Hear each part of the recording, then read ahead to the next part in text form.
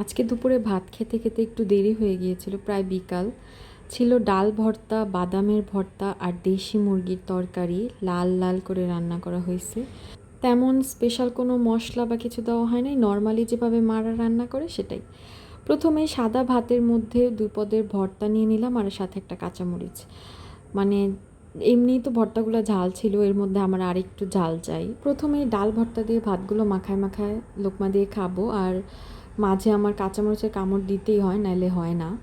আর ডাল ভর্তাগুলো দেখাই যেতেছে যে মরিচ, পেঁয়াজ এগুলো দিয়ে নর্মালি যেমনি বানানো হয় সেটাই। আর বাদামের ভর্তা কে কে খাইছে বলো? এটা আমার এত ফেভারিট, এটা আমি পরে খাইলাম কারণ ভাতগুলো একদম কালো হয়ে যায়। তো ফার্স্টে ভাবলাম ডাল ভর্তা দিয়ে খাই, এরপর এটা। বাদামের ভর্তায় কিন্তু বাদাম, পেঁয়াজ, মরিচ সাথে একটু কালো জিরার গুঁড়াও দেওয়া হয়। তারপর মুরগি নিলাম, ফার্স্টে একটু গিলা ছিল ওটা খায় নিই।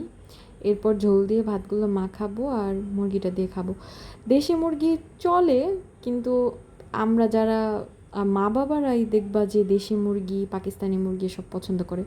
আর আমাদের কাছে তো সব সময় অল টাইম ফেভারিট ফার্মের মুরগিই থাকে, তাই না?